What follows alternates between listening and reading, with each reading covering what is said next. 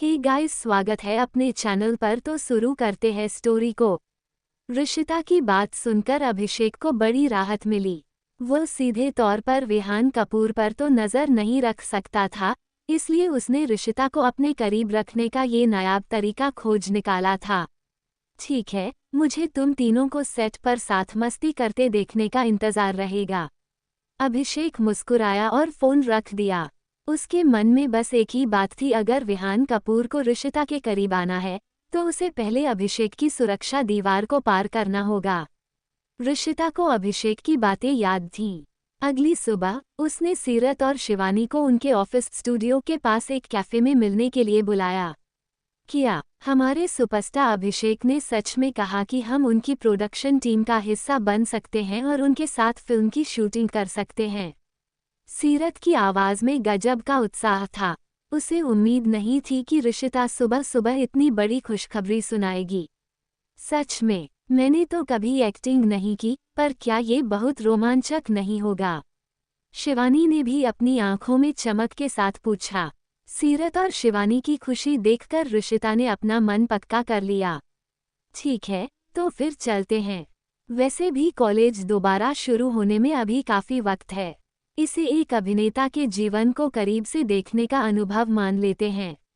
ऋषिता हमेशा से सीरत और शिवानी की आभारी रही थी, क्योंकि उन दोनों ने हर मुश्किल में उसका साथ दिया था। अब जब उसे कुछ ऐसा मिला था जिससे उसकी सहेलियां खुश हो सकती थीं, तो वह इस मौके को हाथ से नहीं जाने देना चाहती थी। वाह, क्या बात है! मैं कब से शुरू कर सकती हूँ? मुझे आज से ही अपनी स्किन का ध्यान रखना होगा। भले ही मैं एक एक्स्ट्रा कलाकार भीड़ का हिस्सा ही क्यों न बनूं, पर मुझे कैमरे के सामने सबसे बेस्ट दिखना है। सीरत अपने आदर्श अभिषेक के साथ स्क्रीन शेयर करने के ख्याल से ही फूली नहीं समा रही थी। उसे अपनी तैयारी पुख्ता करनी थी। मैं अभी भाई अभिषेक को मैसेज करके पूछ लेती हूँ। अगर सब ठीक रहा तो कल सुबह हम सेट पर होंगे। अभिषेक की शूटिंग में कोई खलल ना पड़े, इसलिए ऋषिता ने उसे एक मैसेज भेजा और पूछा कि वह अपनी सहेलियों के साथ टीम में कब शामिल हो सकती है। मैसेज तो हो गया, अब चलो साथ में स्किन केयर करवाते हैं। आज मेरा कार्ड इस्तेमाल होगा, मेरी तरफ से तुम सबको ट्रीट है, सीरत ने चाहते हुए कहा। सीरत उन दोनों को शहर के एक बेहद आलीशान और शानदार ब्यूटी सैलून में ले गई। जैसे ही वे अंदर दाखिल हुए, ऋषिता की नज़र एक जाने पहचाने चेहरे पर पड़ी। ऋषिता को सामने देखकर समायरा भी दंग रह गई। पिछली बार क्लब में जो ड्रामा हुआ था, उसके बाद पूरे शहर में चर्चा थी, पर ऋषिता को खरोंच तक नहीं आई थी। दूसरी तरफ नव्या के उस बदनसीब भाई को तो विहान कपूर ने ऐसा धोया था कि उसे अस्पताल के बिस्तर से उठने में हफ्तों लग गए। ऋषिता जानती थी कि समायरा, लावण्या और करण एक ही थाली के चट्टे बट्टे हैं। उसे लगा था कि समायरा उसे देखते ही मुंह फेर लेगी, लेकिन उसे तब हैरानी हुई जब समायरा ने खुद आगे बढ़कर उसका अभिवादन किया। मिस ऋषिता, बहुत दिनों बाद मिलना हुआ। समायरा दिखने में वाकई बला की खूबसूरत थी और उसकी बनावटी मुस्कान उसके चेहरे को और भी आकर्षक बना रही थी। आप समायरा हैं ना?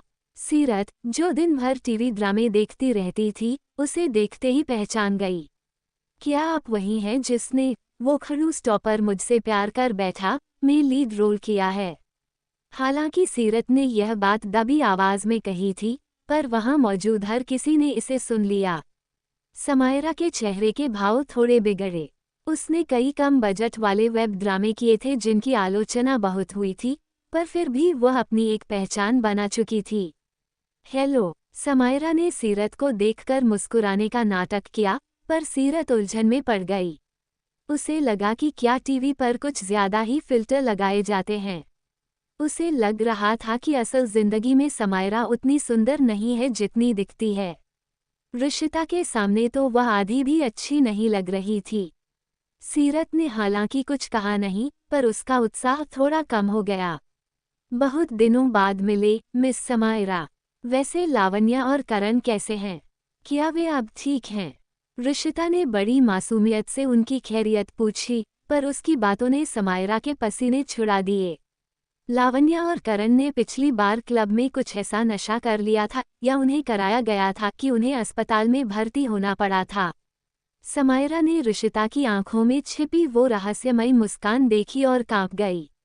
उसे लगा कि क्या ये वही साधारण सी दिखने वाली लड़की है जिसने सबको हिलाकर रख दिया था। समायरा ने इस बारे में और सोचने की हिम्मत नहीं की। उसे लगा कि ऋषिता से जितनी दूरी बनाकर रखी जाए उतना ही अच्छा है। आखिर विहान कपूर जैसा आदमी जिसके पीछे खड़ा हो, उसे नाराज करना मौत को बुलावा देने जैसा था। कुछ खास नहीं, सब ठीक है। समायरा की हालत अब पतली होने लगी थी। उसने अपने बालों को संभाला और धीरे से कहा, मिस ऋषिता, मेरे मैनेजर बाहर इंतजार कर रहे हैं। फिर कभी बात करेंगे, मुझे चलना चाहिए। ऋषिता ने उसे और परेशान नहीं किया। समायरा को घबराहट में भागते देख सीरत ने हैरानी से पूछा, ऋषिता, मुझे ऐसा क्यों लगा कि वो तुमसे डरकर भाग रही है।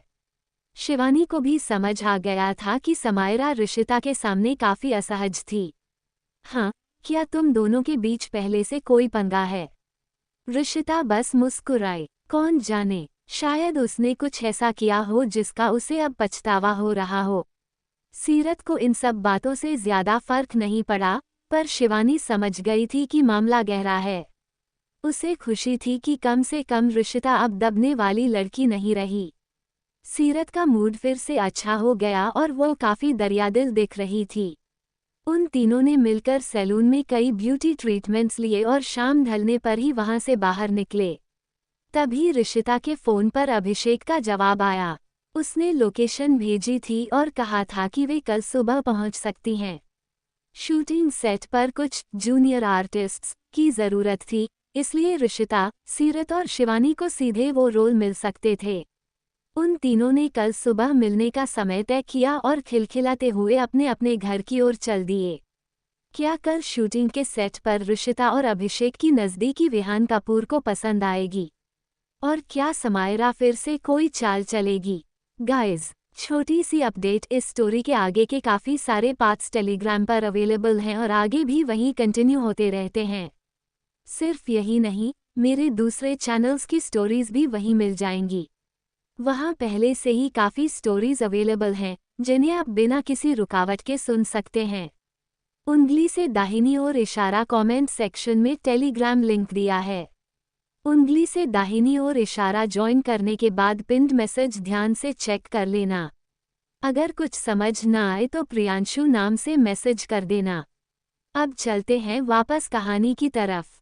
Open book. अब आगे। एक जंगल जैसी एरिया में एक खंडहर में इस वक्त एक लड़की की चीखने की आवाज आ रही थी और एक लड़की बेसुध सी पड़ी उस लड़की को चीखते देख रही थी। वहीं जो लड़की चीख रही थी वो खुद को ही जानबूझकर खरोंच रही थी। दे से पता नहीं किसी ने उसे कितना मारा पीटा हो। और फिर डेविल स्माइल के साथ सामने पड़ी लड़की को देख धीरे से बोली, तारा तारा, मेरी प्यारी सी बहन तारा, देखो तुम्हारे साथ क्या हो गया। ना तो अब तुम्हारी खूबसूरती रही, ना तुम्हारे पास तुम्हारी फैमिली रही, नहीं तुम्हारे पास अखंड रहा कोई भी आज तुमसे प्यार नहीं करता है, सब मुझसे प्यार करते हैं। वहीं उसकी बात सुनकर वह लड़की जो बेसुध से पड़ी हुई थी उसकी आंखों से एक कतरा आंसू बह गया। उसने ऐसा क्या किया था जो उसे इतना दर्दनाक मौत मिल रही है? उसने हमेशा सबके लिए अच्छा ही सोचा था, सबसे प्यार किया था इस उम्मीद में कि सब उससे भी प्यार करेंगे। तभी एक हवा का झोंका आया जिस वजह से उसे लड़की की चेहरे से जो आधा ढका हुआ था उसे पर से उसकी ओढ़नी उड़ गई। तो उसे लड़की का एक साइड भयानक चेहरा नजर आया जो जल गया था। उसे देखकर वो लड़की जो सामने खड़ी थी वो उसके पास झुकते हुए घिन से बोली, देखो तुम्हारा ये खूबसूरत चांद सा चेहरा कितना बर्बाद हो चुका है, जैसे चांद में ग्रहण लग गया है। तुम्हें पता है आज मैं कितनी ज़्यादा खुश हूँ, जब तुम मर जाओगी तो मैं अखंड से शादी कर लूँगी। फिर हमेशा हमेशा के लिए अखंड मेरा हो जाएगा जिसे तुमने पहले मुझसे छीन लिया था। वो लड़की जो जमीन पर गिरी हुई थी, जिसका एक साइड चेहरा जो अब तक खराब नहीं हुआ था वो किसी चांद की तरह चमक रहा था और एक तरफ सच में जैसे ग्रहण लग गया था। वो कोई और नहीं, हमारी इस कहानी की नायिका तारा मल्होत्रा थी। एक बेहद मासूम और जिंदा दिल लड़की जो हमेशा सबको प्यार बांटना जानती थी। पर उसे प्यार के बदले मिला तो सिर्फ नफरत और इस वक्त बेरहमी से मौत। तभी कुछ कदमों की आवाज आने लगी, जिसे सुनकर सामने खड़ी लड़की, जो अब तक किसी डेविल की तरह हंसते हुए बात कर रही थी, वो जल्दी से नाटक करते हुए तारा के पास ही नीचे गिर पड़ी। तारा के अंदर इस वक्त बिल्कुल ताकत नहीं थी कि वह कुछ कह सके। उसे इस तरह का वायरस और ड्रग्स इंजेक्ट किया गया था कि वह चाह कर भी कुछ बोल नहीं सकती थी, वह बस देख सकती थी कि उसके सामने क्या हो रहा है। वहीं तभी कुछ लोग आकर उनके सामने खड़े हो गए, पर किसी ने भी तारा पर ध्यान नहीं दिया, बल्कि उन सब ने आकर उसके पास पड़ी लड़की को संभाल कर उठा लिया। एक औरत जो 50 साल की लग रही थी, उस लड़की की गाल पर प्यार से हाथ रख के बोली, आप ठीक तो है ना प्रिंसेस, आपको इस लड़की ने कुछ किया तो नहीं ना? तो वो लड़की रोते हुए बोली, नहीं मोम, कुछ नहीं हुआ है, पर तारा को कहीं लगी है।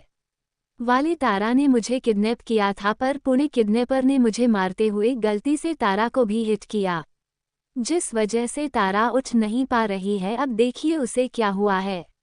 हम उसे अस्पताल ले चलते हैं, वह जरूर ठीक हो जाएगी और उसकी नफरत भी मेरे लिए खत्म हो जाएगी। उसकी बात सुनकर सब नीचे पड़ी लकड़ी तारा की तरफ देखने लगे और सबकी आंखों में कोई प्यार या फिर सहानुभूति नहीं थी, सबकी आंखों में बस उसके लिए नफरत थी। उन सब की आंखों में अपने लिए नफरत देखकर तारा का दिल टुकड़ों में टूट रहा था। एक लड़का उसे नफरत से देखते हुए बोला, अच्छा हुआ है, उसने जैसा किया उसे वैसा ही मिला। तो दूसरा लड़का बोला, हाँ सही कहा, ये लड़की इसी लायक है। उसकी हिम्मत कैसे हुई इतना सब कुछ होने के बाद भी फिर से हमारी प्रिंसेस को टारगेट करने की। देखो कैसे खुद की खोदे गड्ढे में खुद ही गिर गई। ये मरे या जिए हमें इससे क्या मतलब है। वहीं एक बहुत हैंडसम लड़का आगे आया और उस लड़की से बोला, तुम ठीक हो? यही बात है, आज हमारी एंगेजमेंट है, हमें चलना चाहिए। पर तारा, उस लड़की ने इतना कहा तो उसके पास खड़ा आदमी जो 55 साल का लग रहा था बोला, वो खुद ही जब ठीक हो जाएगी तो यहाँ से चली जाएगी, अब उसका हम सब से कोई लेना देना नहीं है, चाहे वह मर जाए, मुझे ऐसी बेटी नहीं चाहिए।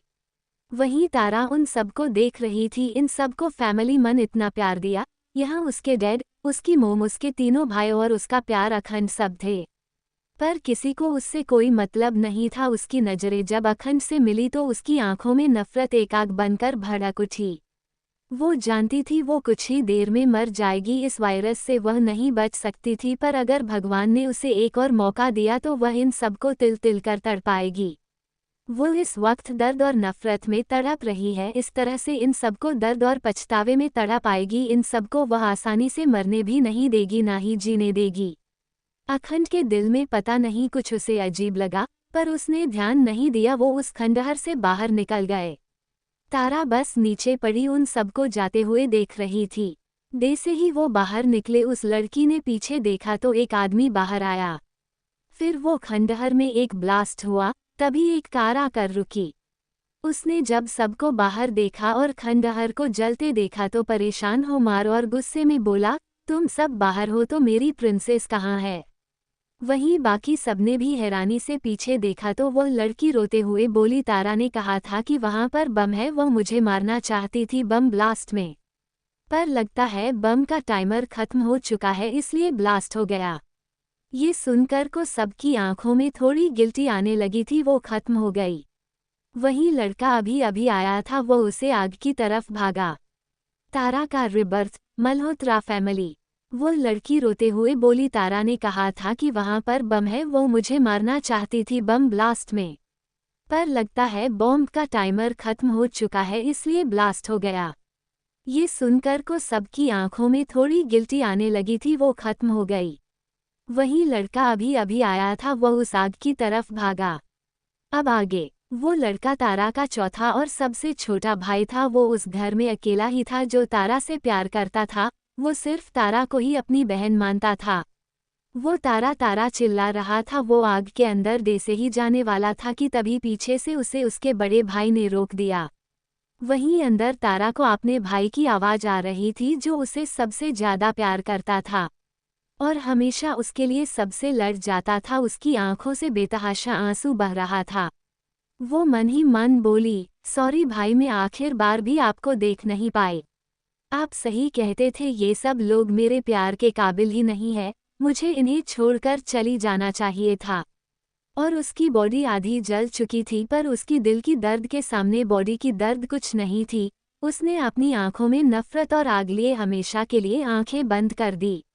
वहीं बाहर इस वक्त उसके छोटे भाई ने सबको घूर कर देखा और नफरत से बोला, आज अगर मेरी बहन जिंदा नहीं है और अगर वो ऐसी बनी है तो ये सिर्फ तुम सबकी वजह से। मैं तुम सबको कभी माफ नहीं करूंगा। और तुम घटिया लड़की, मेरी बहन की जगह तुम खुद क्यों नहीं मर गई? जब से तुम इस घर में आई हो मेरी बहन तब से बदल गई। तब से ही ये लोग जो उसे प्यार करने का दावा करते थे उसे नफरत करने लगे। जाओ यहाँ से तुम सब, मेरी बहन की बॉडी भी सिर्फ मैं ही संस्कार करूंगा। और आज मैं मेरी बहन के साथ साथ तुम सबका रिश्ता मुझसे भी खत्म हो गया। तुम सब पछताओगे जब इस घटिया लड़की का चेहरा तुम सब के सामने आएगा। मैं वादा करता हूँ उस दिन में तुम सब के ऊपर हंसने, तुम सबकी बर्बादी और मौत का तमाशा देखने जरूर आऊंगा। इतना कहकर वो वहां से उस जली हुई खंडहर की तरफ भाग गया। वहीं बाकी सब शॉक्ड थे और आंखों आंसू आ गया, पर तभी उनकी प्रिंसेस रोने लगी, सब मेरी वजह से हुआ। उसकी बात सुनकर वो सब तारा को भूल गए और उसके पास चले गए। वहीं अखंड बस उस जली हुई खंडहर को देख रहा था। उसकी आंखों में कुछ अजीब था जो समझ से परे था। एक क्वीन साइज बेड पर एक छोटी लड़की लेटी हुई थी, जिसकी उम्र 5-6 साल लग रही थी। उसकी माथे पर पसीने की बूंदें किसी मोती की तरह चमक रही थी। वो लड़की गहरी सांस लेकर उठ बैठी और आंखें खोलकर इधर उधर देखने लगी। इस जानी पहचानी जगह को फिर से देखकर तारा को पहले तो कुछ समझ में नहीं आया। वो तो मर गई थी ना, फिर वो अपनी रूम में कैसे आ गई? वो थोड़ी कंफ्यूज थी। वो बेड से उठी और मिरर के साथ चली गई और हैरानी से खुद को मिरर में देखने लगी। उसका छोटा सा प्यारा सा चेहरा और दूध जैसी गोरी स्किन और डार्क ब्राउन आंखें, होंठों के नीचे एक काला तिल। वो इस वक्त बिल्कुल एक गुड़िया की तरह ही लग रही थी। ऐसा लग रहा था जैसे कोई गुड़िया सामने जिंदा होकर आ गई हो। इतनी खूबसूरत, बिल्कुल डॉल की तरह। तारा ने खुद को बिना भाव के देखा। ये खूबसूरती क्या, इस खूबसूरती को पिछली जिंदगी में बर्बाद नहीं कर दिया था? उसने डेट देखा, क्या ये आज ही का डेट नहीं था? क्या आज ही के दिन उसे हॉस्टल नहीं भेजा गया था? उसकी होंठों पर एक ठंडी मुस्कान आ गई। उसने टाइम देखा तो 7 बज चुका था। वो धीमी आवाज में बोली, तो मैं लौट आई। मेरे महादेव ने मुझे एक और मौका दिया है जिंदगी जीने का, पर इस बार सब बदल जाएगा। बहुत हो गया प्यार की भीख मांगना। इस बार तुम सब भीख मांगते रह जाओगे। तुम सबको इतना तोड़ूंगी कि तुम सब जुड़ नहीं पाओगे। वो वहां से वॉशरूम में चली गई और कुछ देर बाद बाहर आई और उसने बस अपना कुछ जरूरी सामान पैक किया और वहां से नीचे चली गई। नीचे उसकी पूरी फैमिली बैठी हुई थी और उन्हें देखकर इस वक्त उसकी आंखों में नफरत थी। अपनी पूरी फैमिली के लिए, सिर्फ कुछ लोगों को छोड़कर वो किसी को भी माफ नहीं करने वाली थी। उसकी नज़र एक एक करके सब पर पड़ी और एक लड़की पर ठहर गई। ये लड़की कोई और नहीं, जानवी मल्होत्रा थी, उसकी मासी की बेटी जिसे उसकी फैमिली ने गोद लिया था। तो आइए जानते हैं मल्होत्रा फैमिली के बारे में। देवनाथ मल्होत्रा, उम्र 75 साल, मल्होत्रा कॉरपोरेशन की फाउंडर। यह एक बहुत स्ट्रिक्ट इंसान है, पर अपनी पोती तारा से सबसे ज़्यादा प्यार करते हैं और बाकी सबसे आजकल चिढ़े हुए रहते हैं क्योंकि घर में कोई भी तारा से प्यार नहीं करता है।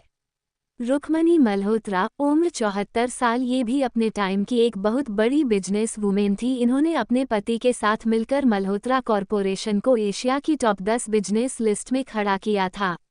ये घर में सबसे प्यार करते हैं, पर अपनी पोती तारा से ये सबसे ज़्यादा प्यार करते हैं।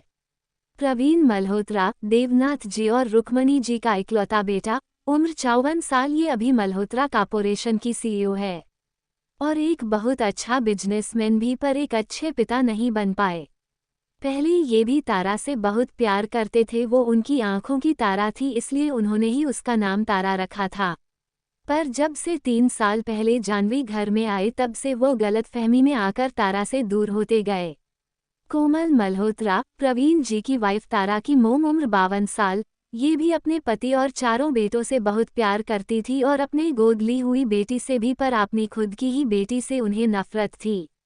ओमकार मल्होत्रा, प्रवीण जी और कोमल जी का बड़ा बेटा, उम्र भी 14 साल, ये भी पहले तारा से बहुत प्यार करते थे, पर जब से जाह्नवी घर आई उनका प्यार तारा के लिए कम होता चला गया और अब तो वह तारा को नापसंद करने लगे थे। देवांश मल्होत्रा, प्रवीण जी और कोमल जी का दूसरा बेटा, उम्र भी 12 साल, ये भी अपने बड़े भाई की तरह ही जाह्नवी से सबसे ज्यादा प्यार करते हैं और तारा से नफरत करने लगे थे। यश मल्होत्रा, प्रवीण जी और कोमल जी का तीसरा बेटा, उम्र 10 साल, ये भी अपने दोनों बड़े भाइयों को अंधों की तरह फॉलो करते हैं। उनके मॉम डैड और दोनों भाइयों को जाह्नवी सही लगती है तो उन्हें भी सही लगती है और तारा गलत। अंश मल्होत्रा, प्रवीण जी और कोमल जी का चौथा बेटा और घर में यही तारा से सबसे ज्यादा प्यार करते हैं, उम्र भी 8 साल। उसे जाह्नवी बिल्कुल भी पसंद नहीं है, वह अपनी बहन की ऐसी हालत की जिम्मेदार भी जाह्नवी को ही मानते हैं। उन्हें पता है कि आज उनकी बहन को ये लोग हॉस्टल भेजने वाले हैं, इसलिए वह भी अपनी बहन का ख्याल रखने के लिए उसके साथ हॉस्टल जाना चाहता है।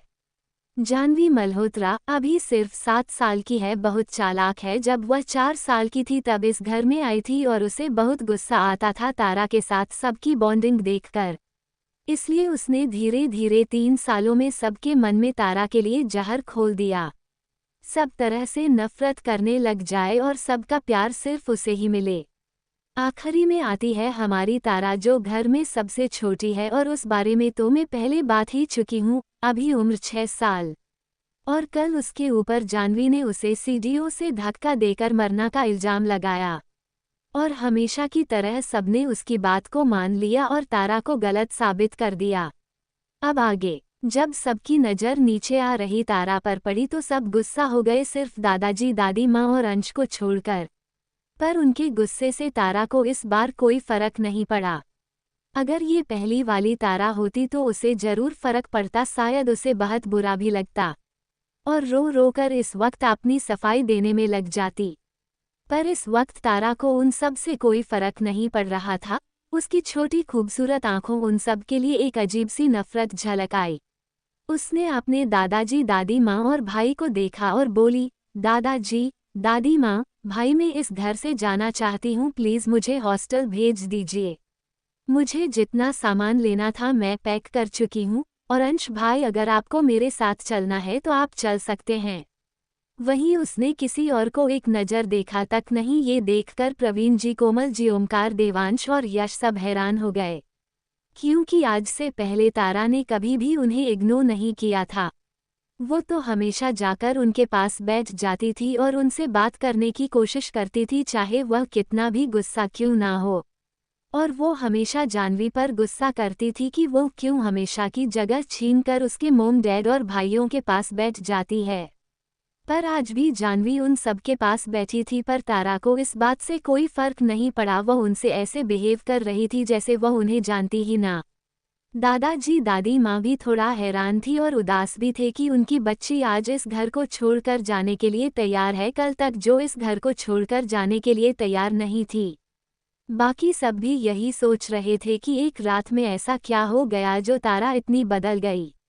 दादाजी बोले, ठीक है बच्चा, अगर अब जाना चाहती है तो हम आपको नहीं रोकेंगे।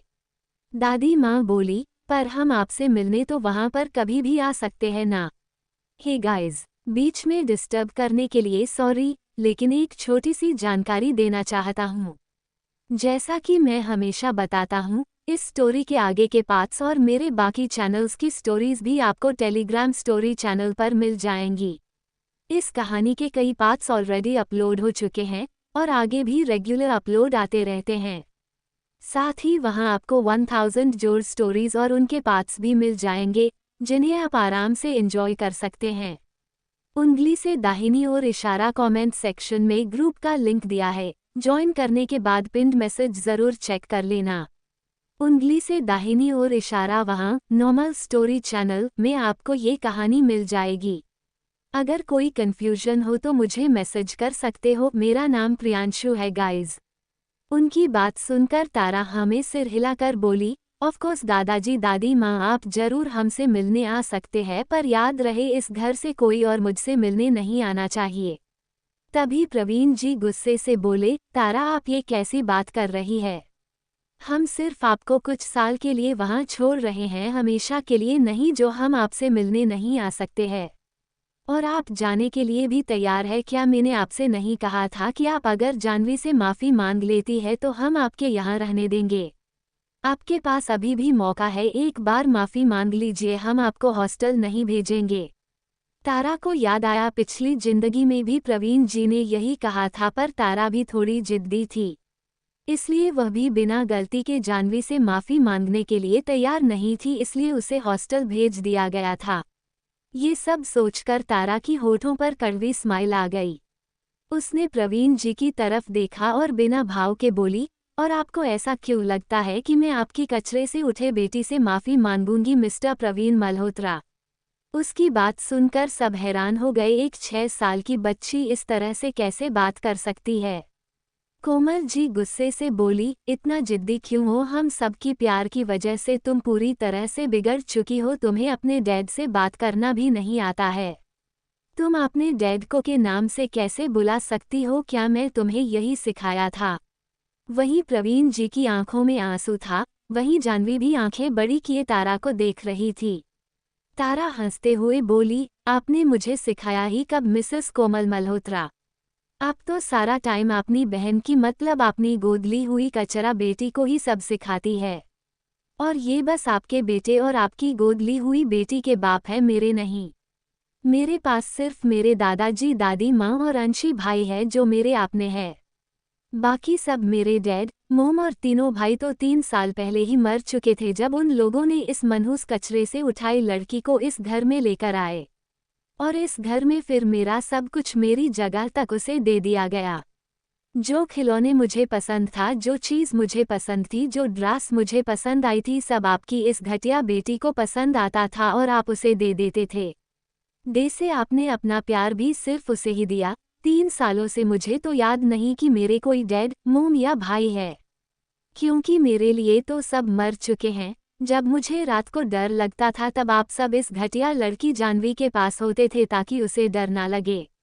जब मुझे बुखार होता था, मेरी तबीयत खराब होती थी, तब भी आप इस लड़की के पास ही होते थे, चाहे वह मिस्टर मल्होत्रा हो या आप मिसेस मल्होत्रा या ये 3 लोग जो मेरे अपने भाई थे।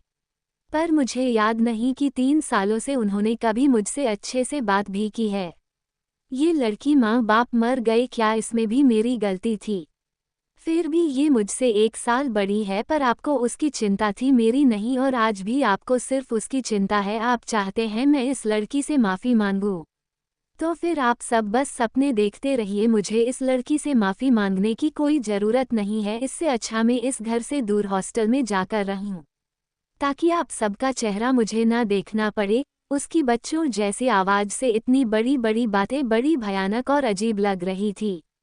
वहाँ खड़े सबकी आंखों में आंसू था, प्रवीण जी, कोमल जी और ओमकार, देवांश, यश, सबकी आंखों में आंसू था। क्या उनकी बेटी के मन में उनके लिए इतनी नफरत भर गई है? क्या उन्होंने कुछ ज़्यादा ही शक्ति बरत ली जिस वजह से वह ऐसी बन गई? तारा वहाँ नहीं रुकी, इतना कहकर वो मुड़ी और वहाँ से ऊपर जाते हुए बोली, दादी माँ, मैं बैग लाने जा रही हूँ। उसे बैग लेने के लिए जाते देखकर कोमल जी और प्रवीण जी का दिल धक से रह गया। उन्होंने सच में जाह्नवी के आने के बाद अपनी खुद की प्रिंसेस पर ध्यान देना बंद कर दिया था, पर वो तो बस जाह्नवी को कंफर्ट करते थे ताकि वो अपनी माँ बाप को याद ना करे। कब वो इस वजह से अपनी बेटी से ही इतनी दूर हो गई कि उन्हें पता ही नहीं चला कि उनकी बेटी के दिमाग में क्या चल रहा है। प्रवीण जी और कोमल जी के दिल में टीस सी उठी। कोमल जी जल्दी अपनी जगह से खड़ी हो गई और बोली, रुक जाओ, तुम कहीं हॉस्टल में नहीं जा रही हो। प्लीज़ अपनी मोम को माफ़ कर दो बेटा, अब हम फिर से तुम्हें हॉस्टल जाने के लिए बिल्कुल भी नहीं कहेंगे। प्रवीण जी भी बोले, अब से हम तुम पर भी इतना ही ध्यान देंगे जितना हम जाह्नवी पर देते हैं। प्लीज़ ये जिद छोड़ दो। हमें लगा तुम जाह्नवी को पसंद नहीं करती हो, इसलिए तुम उससे जलते हुए उसे नुकसान पहुंचाने की कोशिश कर रही हो। आज से तुम ये सब छोड़ दो और दोनों बहन की तरह रहो। उसके तीनों भाई भी खड़े हो चुके थे, उन्हें भी आज अपनी गलती पर थोड़ा पछतावा हो रहा था। तारा रुकी और पीछे मुड़ गई। ये देखकर सब खुश हो गए और सोचा कि अब तारा उनकी बात मान जाएगी। पर तारा अपने छोटे छोटे हाथ को क्रॉस करते हुए बोली, क्या कहा सपने बहन की तरह रहूं आपके कचरे से उठाई गोद ली हुई बेटी के साथ।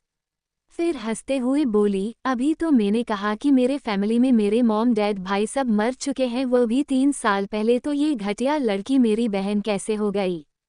मिसेस कोमल मल्होत्रा, आप अपनी इसी गोद ली हुई बहन की बेटी के साथ आराम से रहिए।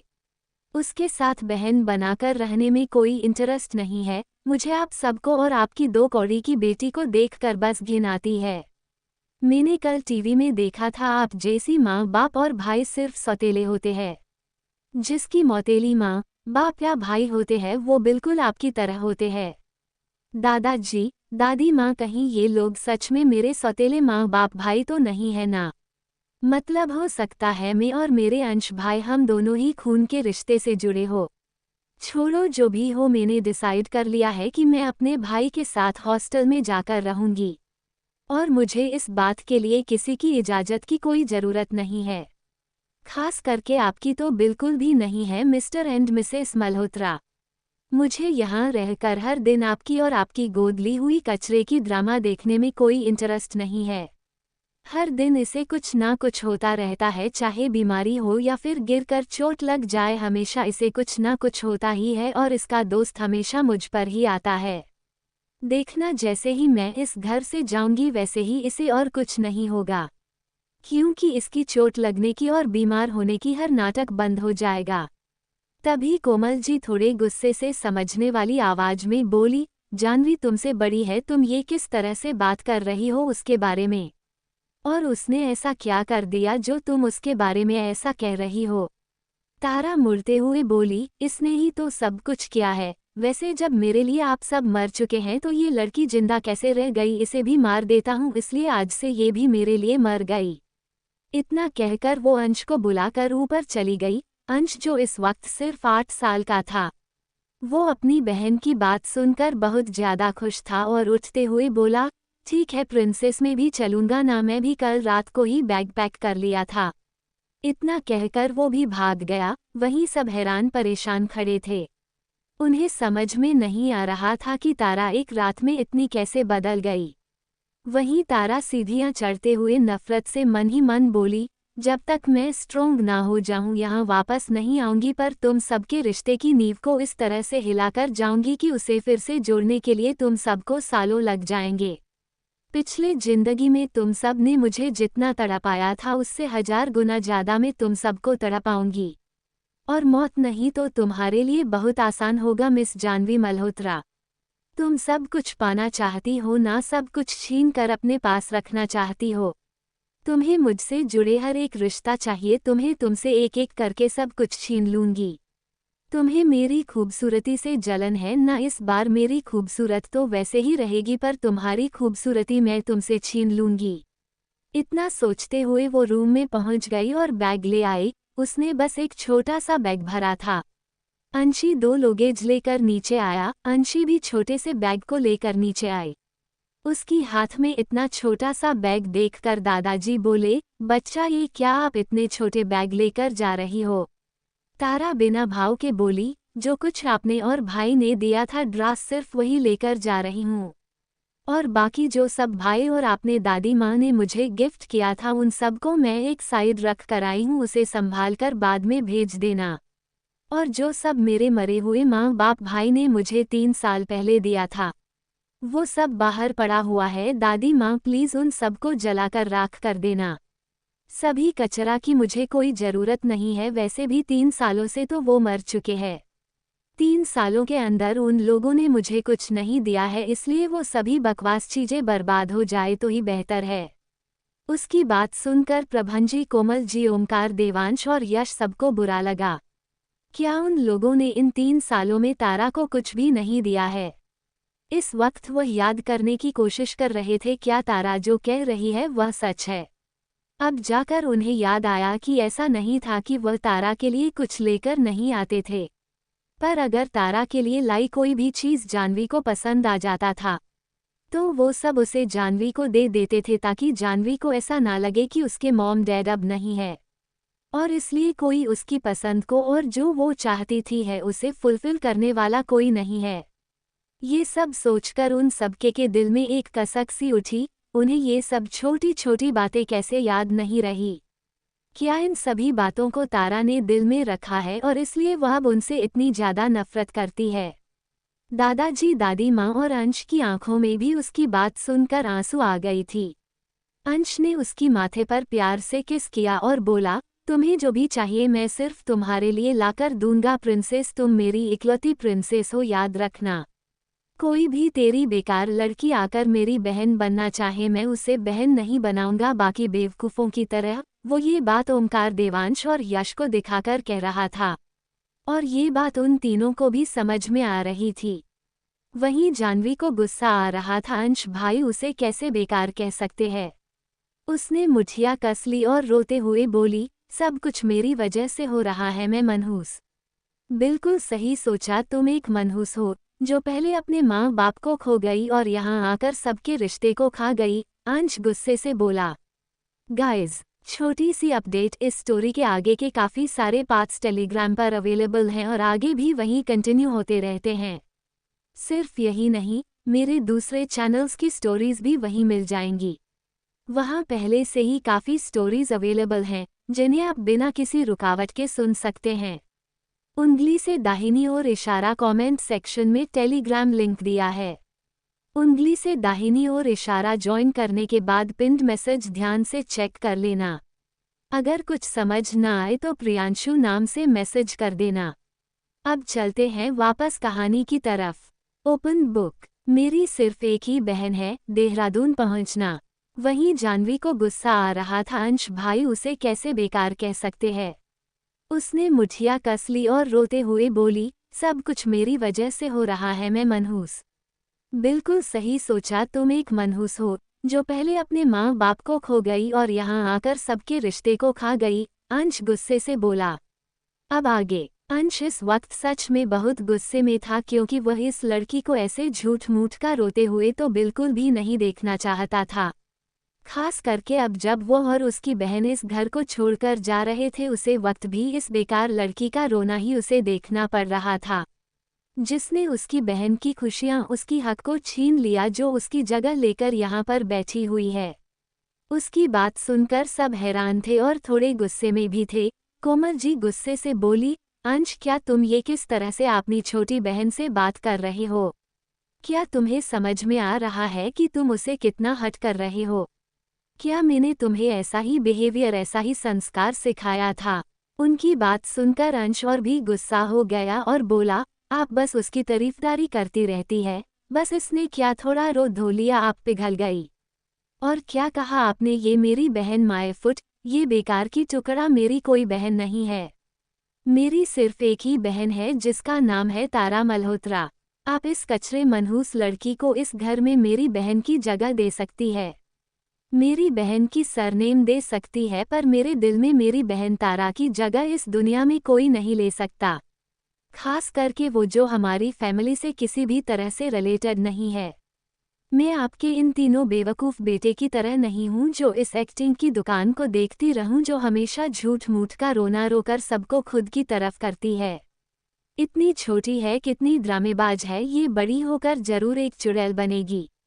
उसकी बात सुनकर तो जानवी इस बार सच में रोने लगी, क्योंकि खुद के बारे में बुरा सुनकर वो बर्दाश्त ही नहीं कर पा रही थी। वहीं अंश की इतनी कड़वी बातें सुनकर प्रवीण जी, कोमल जी और तीनों भाइयों को बहुत बुरा लगा। कोमल जी थोड़ा गुस्सा भी थी, उन्होंने गुस्से से अंश पर हाथ उठा दिया। वो चाहती थी अंश अपनी गलती को समझे और जाने कि घर में ऐसी बातें नहीं करनी चाहिए, पर इससे पहले कि उनकी थापड़ अंश को लगता, तारा ने अंश को अपने पास खींच लिया।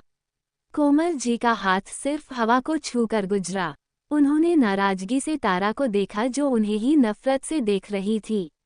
तारा को याद था पिछली जिंदगी में भी उसके भाई के उसके लिए कई बार स्टैंड लिया था और उसे मारा खाना पड़ा था। तारा नफरत से बोली, मेरे भाई को हाथ लगाने के बारे में सोचना भी मत मिसेस कोमल मल्होत्रा।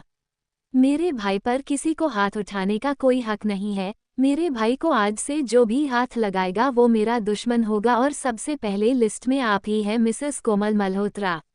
इतनी छोटी सी तारा को इतनी नफरत में धमकी देते हुए देखकर प्रवीण जी कोमल जी पूरी तरह से हैरान थे। उन्होंने गलती किया था पर तारा ऐसी तो नहीं थी, फिर इतना क्यों बदल गई कि अब उन्हें नफरत से देख रही है। वो तो उससे माफ़ी मांगने को तैयार है और वो अब बिल्कुल भी नहीं चाहते थे कि तारा बाहर जाए, पर वो उनकी बात सुनने को तैयार ही नहीं थी। तारा ने अपने दादाजी और दादी माँ को देखा और बोली, चलिए दादाजी दादी माँ, मुझे अब यहाँ रहकर इन सभी घटिया फेक लोगों का चेहरा देखने की हिम्मत नहीं है। दादाजी और दादी माँ जानते थे कि अब चाहे वो कितना भी कोशिश करे पर तारा यहाँ नहीं रुकने वाली है। इसलिए उन्होंने हाँ में सिर हिलाया और स्टाफ से कहकर अंश और तारा की बैग को कार में रख दिया और तारा अंश को लेकर निकल गए। तारा को जाते देख कोमल जी डोर की तरफ भागी, पर कुछ नहीं बोल पाई। वो पूरी तरह से हताश थी। तीनों भाइयों को तो कुछ समझ में ही नहीं आ रहा था।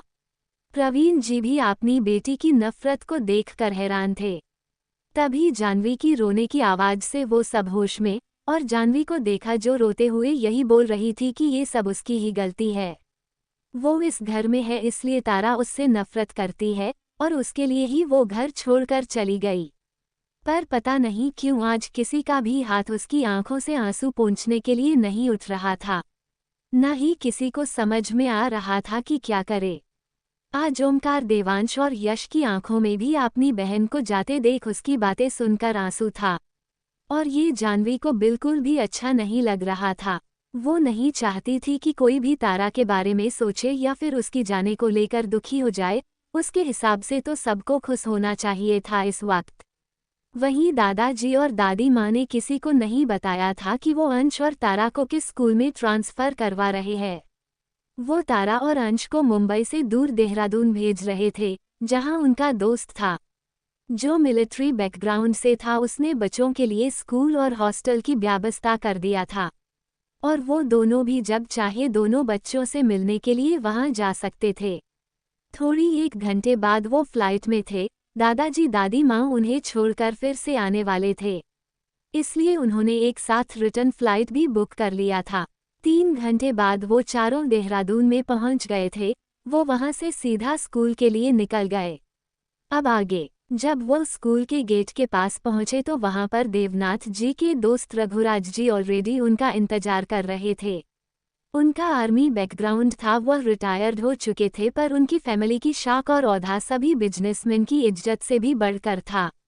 दोनों दोस्त एक दूसरे के गले लग गए। वह सालों से दोस्त थे। भले ही रघुराज जी देहरादून से ही थे, पर वो मुंबई में भी कई साल तक रह चुके थे।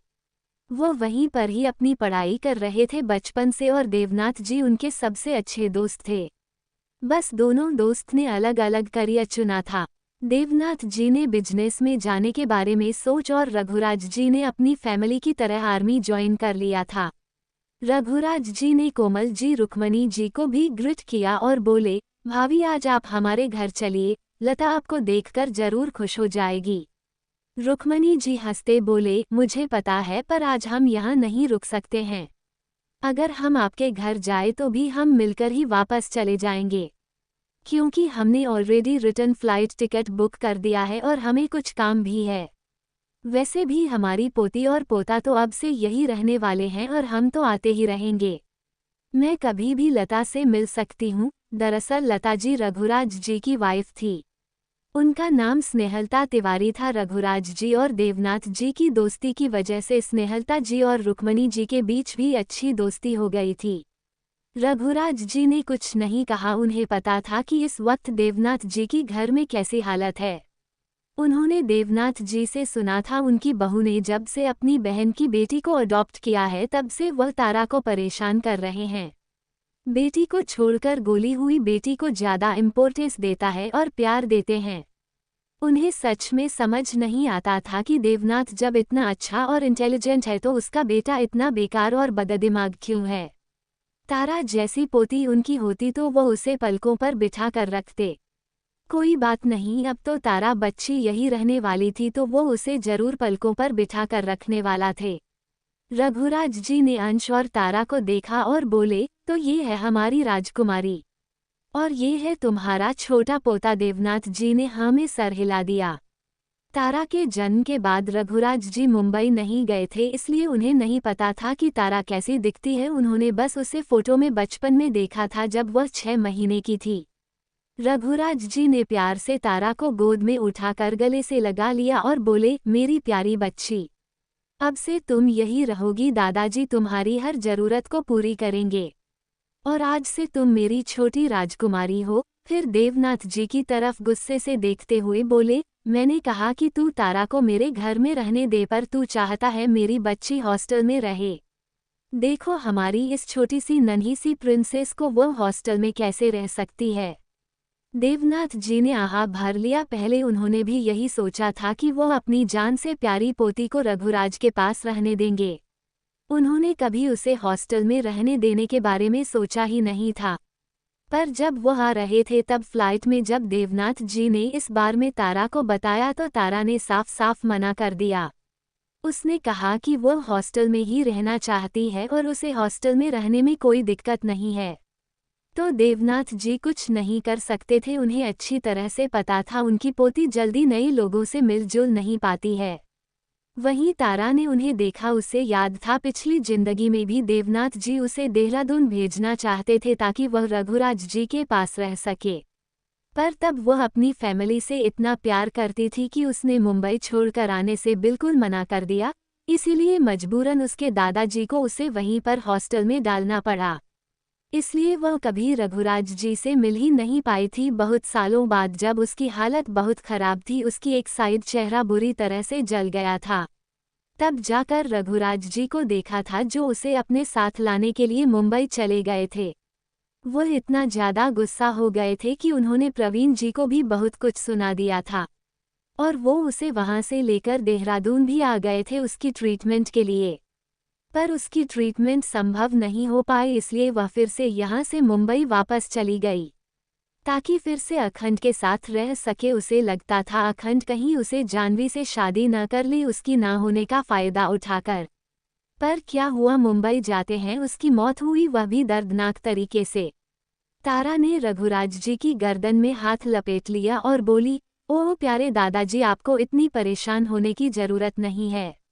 मैं तो अब से यहीं पर रहूंगी ना, जब भी आप मुझे बुलाएंगे मैं आपसे मिलने आपके पास आपके घर आ जाऊंगी, ठीक है?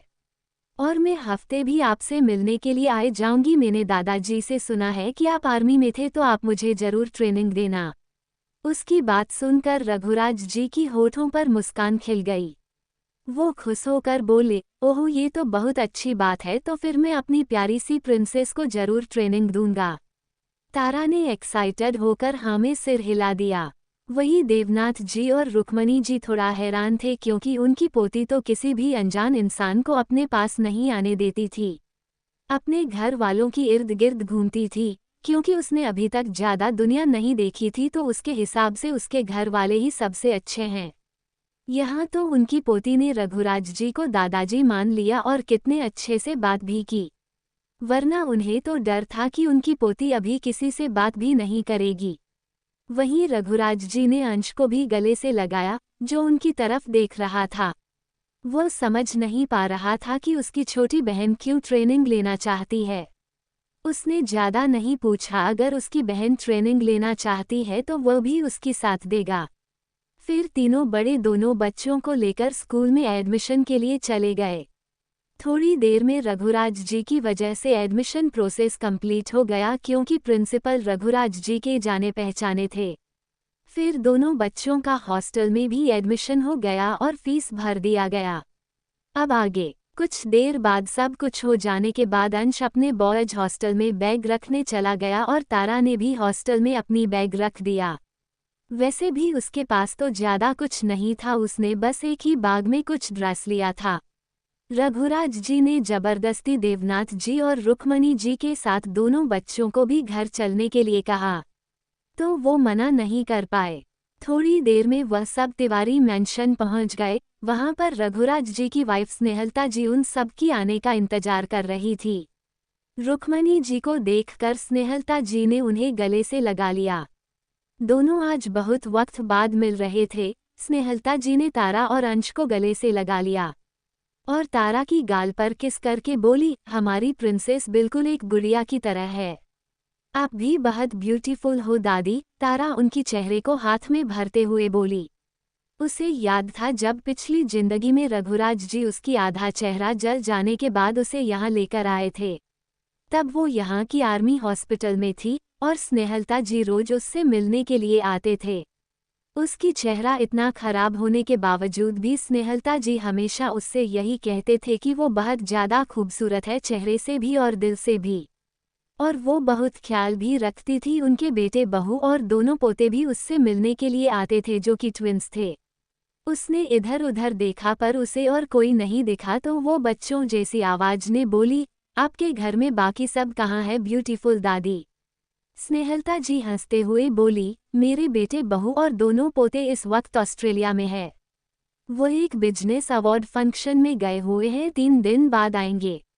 ओह, तारा ने एक फेस बनाया। उसे याद था वो दोनों भी लगभग उनके ही उम्र के थे और हो सकता है इस बार उन सबके बीच अच्छी दोस्ती हो जाए।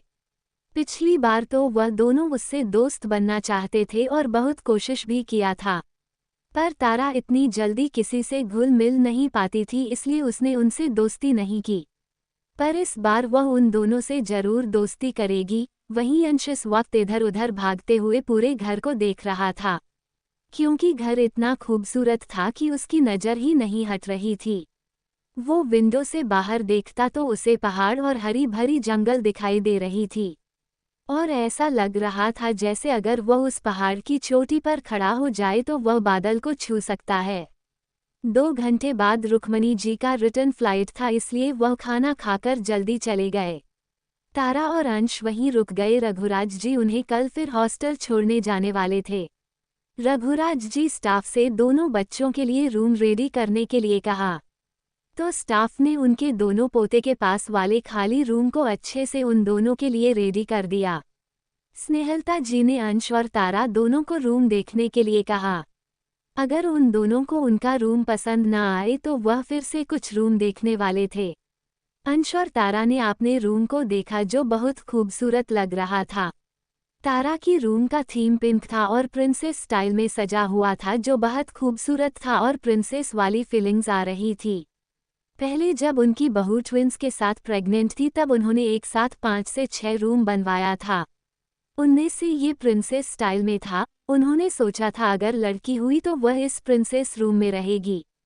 सब एक बनी गर्ल चाहते थे पर 2 बेटे हुए और अब जब तारा यहाँ थी तो वो तारा को अपनी पोती ही मानते थे। अब वो उसे अपने पास रखना चाहते थे।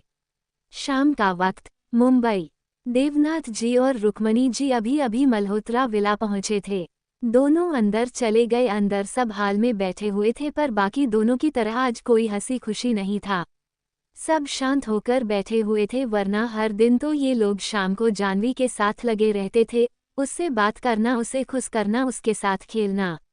पर इस बात से दादाजी और दादी माँ को कोई फर्क नहीं पड़ा। इन लोगों ने उनकी प्यारी सी पोती को यहाँ से जाने के लिए मजबूर कर दिया था। ये लोग तो उनकी पोती को अब एक नज़र देखना तक डिजर्व नहीं करते हैं। वही इस वक्त प्रवीण जी, कोमल जी, ओमकार, देवांश और यश परेशान सी बैठे हुए थे। जब उन सब ने देवनाथ जी और रुक्मणी जी को देखा तो खड़े हो गए। देवनाथ जी और रुक्मणी जी की अंश और तारा को लेकर जाने के बाद प्रवीण जी ने पता करना चाहता कि वह किस हॉस्टल में दोनों बच्चों को डालने जा रहे हैं। वो कल फिर से वापस जाकर उन दोनों को घर ले आते उन्हें गहरा पछतावा था। आज उन्हें एहसास हो रहा था कि उन्होंने अपनी बेटी को कितना दर्द दिया है। तारा अगर आज उन्हें इतनी नफरत करती थी तो सिर्फ इसलिए क्योंकि उन्होंने जानवी को उससे ज़्यादा प्यार और केयर दिया। उन्हें उन दोनों को समान प्यार देना चाहिए था, पर जानवी को प्यार देते देते कब हुआ अपनी बेटी को भूल गए, उन्हें पता ही नहीं चला। वो उसे वापस लाएंगे और ज़्यादा प्यार देंगे तो वो ज़रूर उन्हें माफ़ कर देगी। पर कितना पता करने के बाद उन्हें पता नहीं चला कि माँ पापा ने अंश और तारा को किस हॉस्टल में छोड़ा है। प्रवीण जी जल्दी से आगे जाकर उनके सामने खड़े हो गए और बोले, पापा, अंश और तारा को आपने किस हॉस्टल में छोड़ा है? बताइए प्लीज़, मैं खुद जाकर उन्हें अपने साथ घर ले आऊँगा। कोमल जी भी आगे जाकर रोते हुए बोली, हाँ पापा, माँ प्लीज़ बताइए। मुझे पता है हमसे गलती हुई है पर अब हम सब कुछ ठीक कर देंगे, मैं जानवी की तरह उसकी ख्याल रखूंगी। ओमकार, देवांश और यश भी जानना चाहते थे कि उनकी बहन कहाँ है। अब उन्हें बुरा लग रहा था, तारा हमेशा उनके आगे पीछे भागते रहते थे, पर अब वो उनके पास नहीं थी तो एहसास हो रहा था कि उन्होंने अपनी बहन को खो दिया है। वहीं प्रवीण जी और कोमल जी का सवाल सुनकर दादाजी और दादी माँ दोनों ने उन दोनों को गुस्से से देखा और दादाजी बोले, तुम्हें जानने की कोई जरूरत नहीं की है कि दोनों बच्चे कहाँ हैं। जब हमारी बच्ची को तुम सब की जरूरत थी तुम सब ने अपनी नई गोद ली हुई बेटी को प्यार करने में बिजी थे।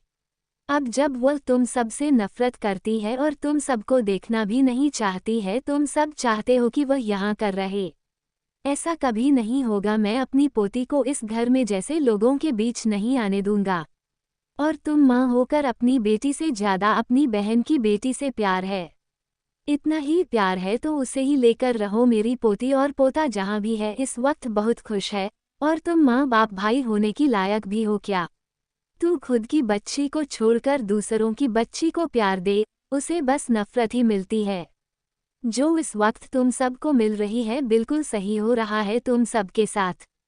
तभी दादी माँ बोली, आप लोगों को क्या समझ रहे? क्या ये लोग इंसान भी है जो आपकी बात समझ सकते हैं? अरे जब जब हमारी बच्ची को इन सब की जरूरत थी तब तक ये लोग उस घटिया गोद ली हुई लड़की के साथ थे। अच्छा हुआ जो हमारी बच्ची यहाँ से चली गई, कम से कम खुश तो रहेगी। और तुम एक माँ कैसे बन गई, वो भी 5 बच्चों की, जो खुद की बच्ची तक को संभाल नहीं पाई, प्यार नहीं दे पाई। और हाँ, ये घर अभी भी मेरे पति का है, इसलिए अपनी उस बहन की मनहूस बेटी को लिमिट में रखना, नहीं तो आपने मायके भेज देना। अगर यहाँ वो इस घर में मेरी तारा की जगह लेने की कोशिश की तो मैं तुम में से किसी को नहीं छोड़ूंगी। और हाँ, जो तुम सब अभी से उस घटिया मनहूस लड़की के नाम पर शेयर करने के बारे में सोच रहे हो, मैं पहले ही बता रही हूँ, वह इस खानदान की बेटी नहीं है। वह तुम्हारी बहन की बेटी है, इसलिए अगर तुम्हें उसे शेयर देना है तो आपने मायके जाओ की प्रॉपर्टी अपनी उस मनहूस घटिया लड़की के नाम पर कर दो। पर इस घर की प्रॉपर्टी को उसे देने के बारे में तो तुम सोचना भी मत। वो लड़की कितनी ज्यादा मनहूस है, पहले आपने माँ बाप को निगल गई, हमारे घर में आते ही इसकी खुशियों को भी निगल गई, मेरी प्यारी पोती को भी सबसे दूर कर दिया। ऐसी लड़की जहाँ जाएगी मनहूसियत फैलाएगी। उनकी बात सुनकर सबकी आंखों में आंसू आ गया। अभी के लिए इतना ही, मिलते हैं अगले चैप्टर में। लाइक शेयर कमेंट रिव्यू जरूर दीजिए।